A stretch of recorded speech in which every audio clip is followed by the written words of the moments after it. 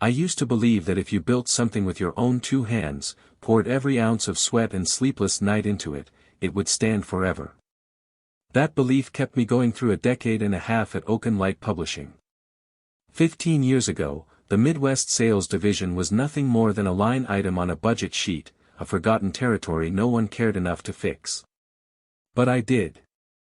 I remember those first years vividly, driving across endless stretches of highway between Ohio and Nebraska, my old Chevy humming along like it was part of me. I'd visit every small-town publisher that corporate had long written off. I didn't walk in with PowerPoint slides or slick pitches. I brought handshakes, honest conversations, and the simple promise that their books would find readers who cared. Year by year, deal by deal, we grew. From nothing to everything. By the time we hit our stride, my division was pulling in over 60% of the company's total revenue. We were the golden goose. And for a while, that meant something. Until it didn't. The day Victoria Hayes walked into the boardroom for the first time, I should have known the winds were changing. Perfectly tailored suit, heels clicking like a metronome of authority, and eyes colder than the glass conference table she stood behind. Digital transformation is not the future, she began, her voice slicing through the room like a scalpel, it's the present. And we're already late. I remember looking around that room, faces half my age nodding along, barely able to hide their excitement over buzzwords like CRM optimization, scalable engagement models, and predictive analytics. Victoria didn't come from publishing, she came from Silicon Valley, from companies that moved fast and broke things. Problem was, this wasn't software. This was publishing. And publishing was built on people, not algorithms. Week by week, the air in Oaken Light thickened. The conference rooms where I used to discuss real stories, real relationships, were now battlegrounds of jargon and empty ambition.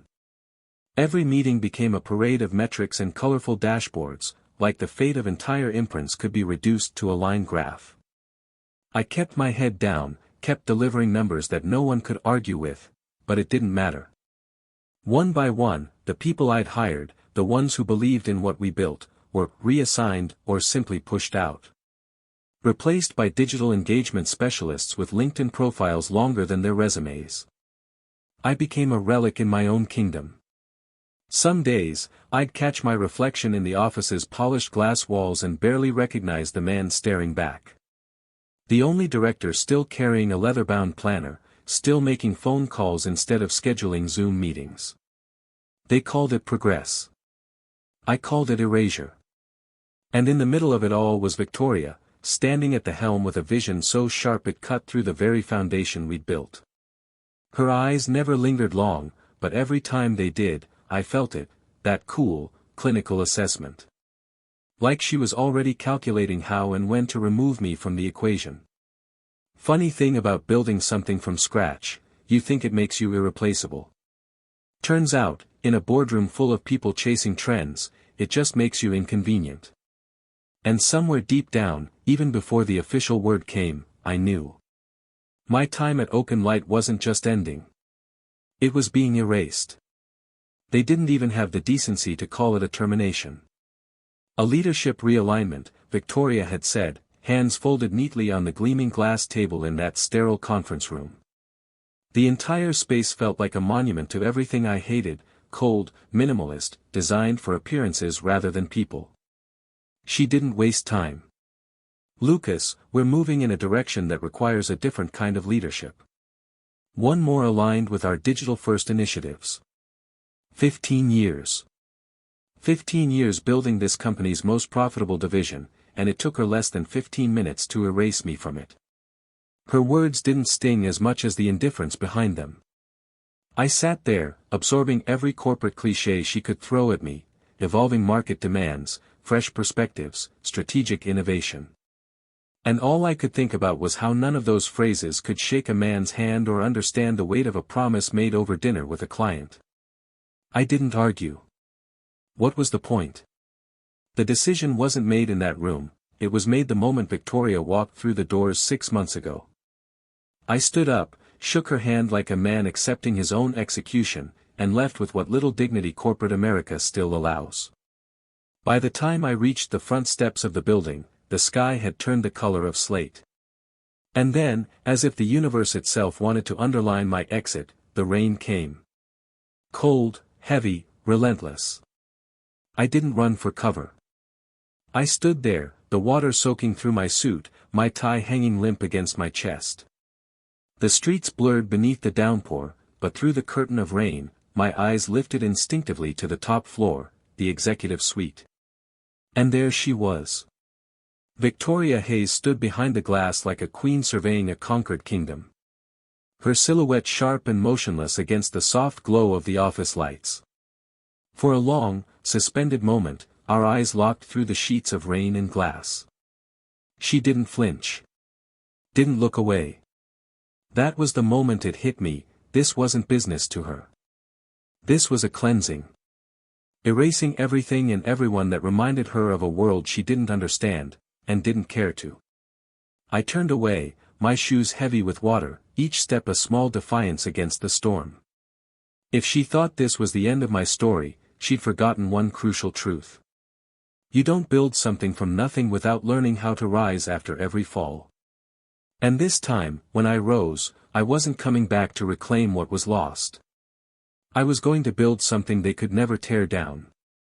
I spent the next few days doing nothing but walking. Through the rain-slicked streets of Indianapolis, through memories thick as the storm clouds still hanging low above the city. My phone lit up with calls from old clients, calls I didn't return. Not yet. I wasn't ready to speak to the world until I figured out who I was without Oaken Light. It wasn't until the fourth day, standing in the cramped attic of my house, that I finally broke the paralysis. The attic smelled faintly of cedar and thyme, two things that age well if you let them. I wasn't sure why I went up there. Maybe because it was the one place untouched by the relentless march of efficiency and modernity Victoria Hayes seemed so obsessed with.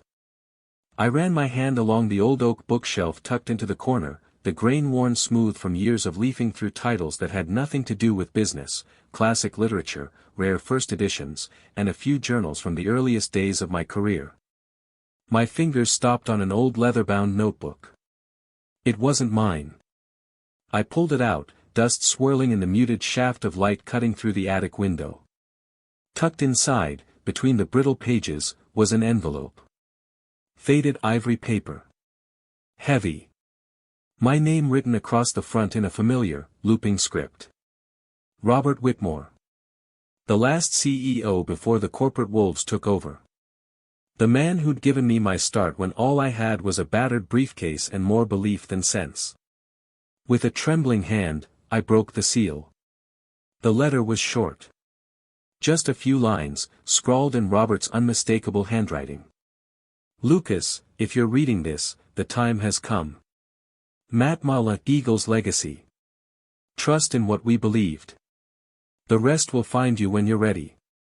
I sat back against an old trunk, the weight of the letter pressing heavier on my chest than the air in that attic. Eagle's legacy. What the hell did that mean? I flipped through the notebook. Nothing but old notes from years past, sales numbers, client lists, event schedules. But as I thumbed to the last page, something caught my eye. Scribbled faintly in pencil. See where the eagle roosts. I didn't understand it then, but something stirred inside me. Robert had always been a man of subtle messages. He didn't believe in handing you the answers, he believed in giving you just enough to find them on your own. I stood, heart pounding faster than it should have for a man my age, and stared out the attic window toward the city skyline. Somewhere out there, hidden beneath the polished surface of a world I no longer belonged to, was the answer. Robert hadn't left me a farewell. He'd left me a key. And I was about to find out exactly which door it opened. The attic became my sanctuary after that. Each day, as the rest of the world marched forward under gray skies and brighter screens, I found myself lost in the fading ink and cryptic breadcrumbs Robert Whitmore had left behind. Henry Lawson called 3 times that week. His messages were always the same, half concern, half invitation. Lucas, whatever you're planning, don't do it alone. Call me. But I wasn't ready. Not until I knew what Robert meant by Eagle's legacy. Not until I understood why he trusted me with something he'd hidden from the very company he built. Days turned into a week. My search took me deep into old archives, dusty storage rooms at the city library, even the back rooms of publishing houses long forgotten by Oaken Light's sleek new management. And then, I found it. It wasn't in a boardroom or locked in some vault of secrets. It was right there, carved in plain sight if you knew where to look. The eagle was a symbol Robert used often, engraved into the oak podium at the original Oaken Light headquarters, etched into the stained glass window of his private study. It wasn't just a symbol, it was a marker. A reminder of a belief he held tighter than any business strategy, that freedom, true freedom, comes from owning the path you walk. Buried in the public records office under a network of shell corporations and holding companies, I discovered it. Whitmore Holdings. A quiet, almost invisible entity, controlling 52% of the shares in Harbor Freight Distribution, one of the largest independent book distributors in the Midwest. And Robert owned it. Or rather, he had owned it. A further dive through legal documents revealed something extraordinary. Just before his death, Robert had arranged for those shares to be held in trust. And the named beneficiary? Eagle's legacy, Grant, L. My breath caught in my throat as the realization settled in. This wasn't a code. It was a transfer of power. A literal, legal pathway to create something entirely independent of the corporate machinery that had consumed Oaken Light. A distribution network. One that could bypass the monopolies. One built not on algorithms and faceless metrics, but on relationships, trust, and the belief that stories deserved better homes than digital spreadsheets. For the first time in weeks, I felt something close to hope. That evening, I returned every call I'd ignored. Henry Lawson was the first to pick up. "Lucas," he said before I could even greet him, "I've been waiting." "You still believe in the old ways, Henry?" I asked. "More than ever." "Why?" "Because I'm building something. And it's going to change everything." Within a month, the framework for the Grant Publishing Consortium was born. Not a corporation. Not another soulless entity choking the life out of creativity. But a collective. A living, breathing community of publishers, independent houses, university presses, and even the smallest boutique publishers struggling to survive in a world obsessed with scale over substance. Using the shares Robert had left me, we secured exclusive distribution rights through Harbor Freight. That was the keystone. The infrastructure no one else had access to. No contracts with predatory clauses. No iron-fisted control over content. Just a simple, binding principle. People first. Always. Henry Lawson was the first to join. Then came Eleanor Jenkins from Riverstone Press, followed by a wave of others who'd grown tired of watching their life's work reduced to quarterly reports and revenue projections. And me? I didn't take a title. No fancy office. I worked from the same battered desk I'd used 15 years ago, the one Robert had given me when I was just starting out. The consortium wasn't about me. It was about every author who'd ever feared their work would be buried by market trends. Every small publisher who'd been told their stories didn't have an audience. It was about proving that we were still here. And we weren't going anywhere. Not this time. The letter came by courier, hand-delivered in a sleek black envelope that practically screamed corporate arrogance. My name embossed in silver across the front. No return address, but I didn't need one. Only Victoria Hayes operated with that kind of flair for the dramatic. Inside was a formal offer. Executive Vice President of Revenue Operations. A seat at the table, higher than I'd ever sat before. A salary double what I made at my peak. Full creative control over client relationships. And a note. Handwritten. "Lucas, every kingdom needs its architect back. Let's rebuild it together. Victoria." For a moment, I just sat there staring at that last line. Let's rebuild it together. Strange, how a person could burn everything you stood for to the ground, and then offer you the ashes as if it were a gift. But curiosity has a cruel way of pulling at even the most steadfast minds. The next morning, I found myself walking through the familiar glass doors of Oakenlight's headquarters. It was different. The lobby that used to hum with conversation and the scent of fresh coffee now echoed with a hollow kind of quiet. Faces I knew were long gone, replaced by sharp-suited strangers tapping away on devices, eyes glazed with the dull glow of analytics dashboards. Victoria met me at the top floor. She hadn't changed, still perfectly composed, her expression unreadable behind those cold, assessing eyes. "This isn't about the past, Lucas," she said before I could speak. "It's about the future. A better one.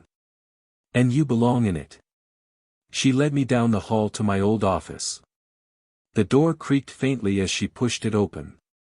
Dust particles swirled through the sunlight streaming in from the floor-to-ceiling windows. My old leather chair sat untouched, worn but familiar. The desk bore faint rings from forgotten coffee mugs, the scars of late nights and impossible deadlines. I stepped inside, running my hand across the surface. For a heartbeat, I could almost hear the echoes of the life I'd lived here, voices of people long since driven out, the warmth of a team that believed in something more than quarterly earnings. Victoria stood silently at the door, watching me with that calculating gaze. On the desk lay the contract. Silver pen beside it.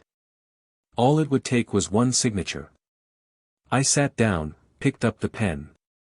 And then I heard it. The faint tap of rain against the glass. I turned my head toward the window. Outside, the sky had darkened, and soft rain began to fall, just like that day. The day I walked away drenched and discarded.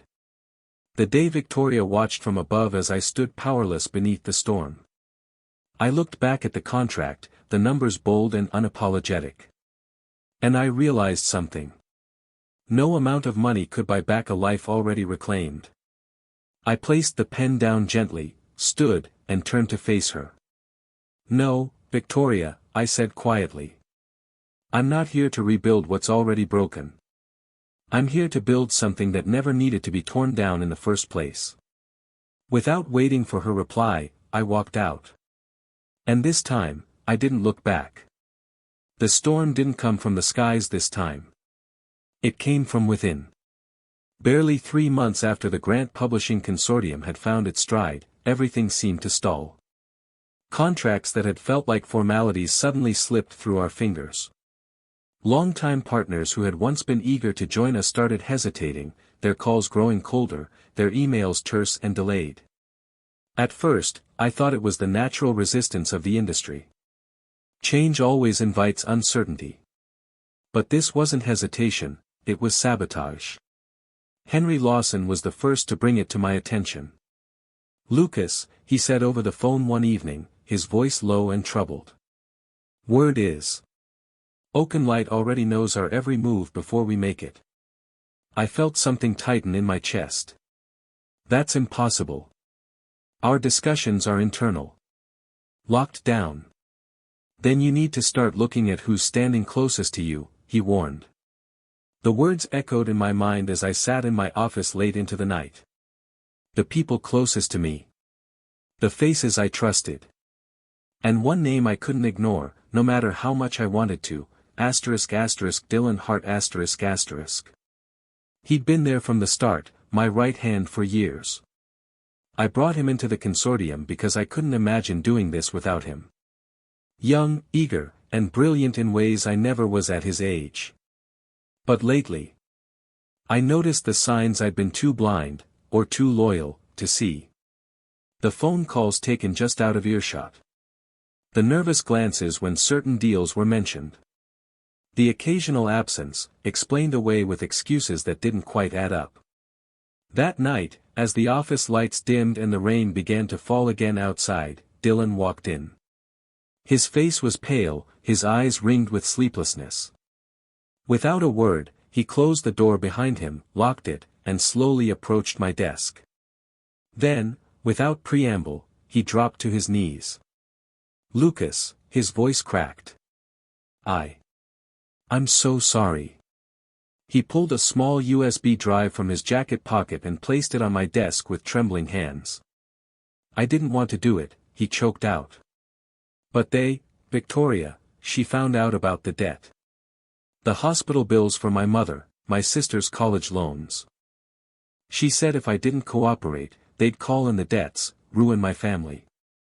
And, she promised me a position at Oaken Light if I helped slow the consortium down." I sat there, the weight of his confession pressing harder than any betrayal. I wanted to be angry. God knows, I should have been. But looking at him, this broken young man who had carried a burden too heavy for his shoulders, I felt nothing but the cold, familiar sting of corporate cruelty. "You have everything on that drive?" I asked quietly. He nodded, tears brimming. "Every communication. Their entire plan to undercut the consortium and force our members back under their control." I closed my eyes for a long moment, the room silent except for the faint sound of rain. When I opened them, I saw Dylan still on his knees, waiting for judgment. "Get up," I said. His head shot up, eyes wide with disbelief. "I'm not going to ruin you, Dylan. You've already carried enough shame. But you're going to fix this. And you're going to earn back what you lost." He swallowed hard, standing slowly. "I'm putting you in charge of rebuilding those lost relationships. One by one. Face every person you let down and make it right. No shortcuts. No easy way out." His lips trembled. "You trust me with that?" "No," I said plainly. "Not yet. But I'm willing to give you the chance to prove you're still the man I believed in." And for the first time in weeks, I saw something return to his eyes, hope. The fall of Oaken Light wasn't a dramatic crash, it was a slow, public unraveling.